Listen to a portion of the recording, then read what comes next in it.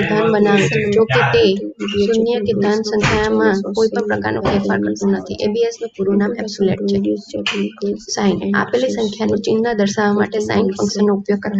તેમાં શૂન્ય કરતાં મોટી સંખ્યા કિંમતનું પરિણામ 1, શૂન્ય કિંમતનું પરિણામ 0 અને શૂન્ય કરતાં નાની કિંમતનું પરિણામ -1 દર્શાવવામાં આવે છે. સાઇન નંબર સાઇન 5 એમાં આ શૂન્ય કરતાં મોટી છે એટલે 1, સાઇન 0 0 અને માઇનસ તો માઇનસ.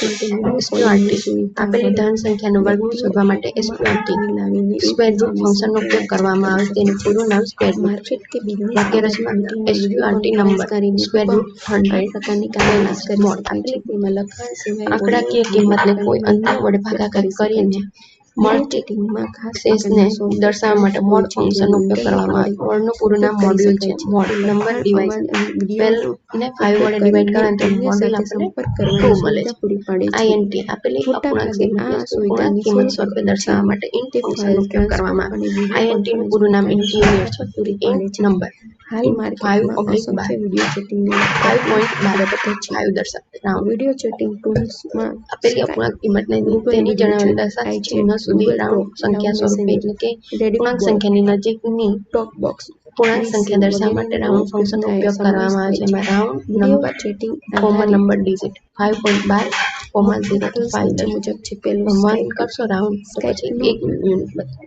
વિન્ડો પછી અન્ય ઓપરેટિંગ સિસ્ટમમાં ઉપયોગ કરી શકાય છે. તે ખૂબ જ લોકપ્રિય આપેલી કિંમતની ફેક્ટોરિયલ એટલે કે ક્રમગુણિત કિંમત દર્શાવવા માટે ફેક્ટ ફંક્શનનો ઉપયોગ કરવામાં આવે છે. ફેક્ટનું પૂરું નામ ફેક્ટોરિયલ છે. કોઈપણ સંખ્યાની ફેક્ટોરિયલ કિંમત શોધવા માટે આપેલી સંખ્યાથી શરૂ કરીને ઉતરતા ક્રમ 1 સુધી ગુણાકાર કરવામાં આવે છે. એટલે કે 1 થી શરૂ કરીને આપેલી પૂર્ણાંક સંખ્યા n સુધીનો ગુણાકાર કરે છે. જેમ કે 4 ની ફેક્ટોરિયલ કિંમત શોધવી હોય તો 4 × 3 × 2 × 1 પ્રમાણે 4 થી શરૂ કરીને 1 સુધીની સંખ્યાઓનો ગુણાકાર કરવામાં આવે છે. જેનું પરિણામ તેનો ઉપયોગ કરી શકાય છે. ફેક્ટોરિયલ સરળ છે. આઈચેટ એ એપલ કંપનીની મેક ઓપરેટિંગ લેસન નંબર 20 માટેની વિડિયો ચેટિંગ સુવિધા છે. લેસન નંબર 23 સેલ સંદર્ભ અને સિસ્ટમ જોડાણ cell referencing and linking operating MS Excel એટલે કે માઇક્રોસોફ્ટ એક્સેલ વર્કશીટમાં સેલને એક સાથે પ્રકારે ખસેડવાની રીત કરી શકે છે.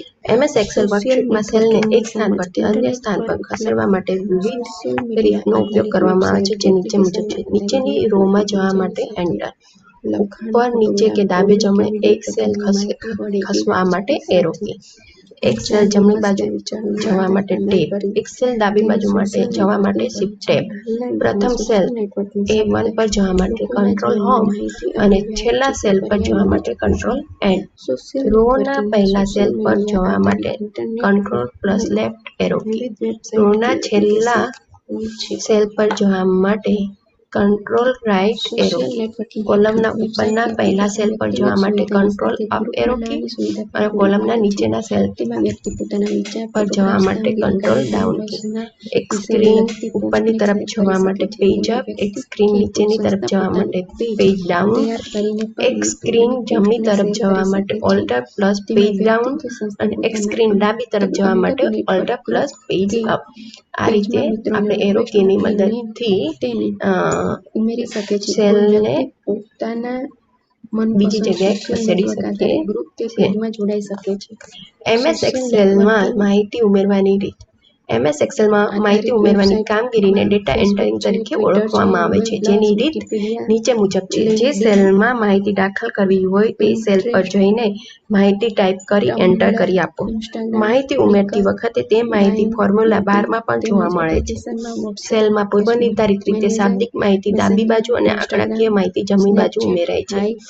વર્કશીટમાં ગાણિતિક વિધેય એટલે કે ફંક્શન આધારિત કામગીરી કરવા માટે ફોર્મ્યુલાની શરૂઆત બરાબરના ચિહ્નથી કરવામાં આવે છે. ગાણિતિક પ્રક્રિયા આધારિત માહિતી ફોર્મ્યુલા બારમાં જોવા મળે છે. તેમાં કોઈપણ પ્રકારનો ફેરફાર કરવા માટે ફંક્શન કી F2 ની કી પ્રેસ કરવામાં આવે છે અથવા જે સેલમાં રહેતી માહિતીમાં ફેરફાર કરવો હોય તેના પર ડબલ ક્લિક કરવામાં આવે છે.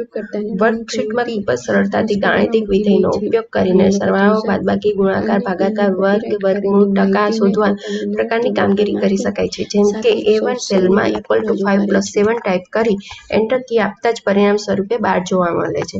MS એક્સેલમાં સેલનો વિસ્તાર પસંદ કરવાની રીત. MS એક્સેલ માઇક્રોસોફ્ટ એક્સેલમાં માહિતીની પસંદગી કરવા માટેની કામગીરીને સેલ રેન્જ સિલેક્શન તરીકે ઓળખવામાં આવે છે, જેની રીત નીચે મુજબ છે.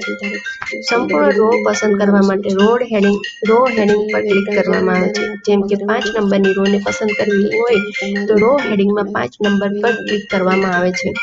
સંપૂર્ણ કોલમ પસંદ કરવા માટે કોલમ હેડિંગ પર ક્લિક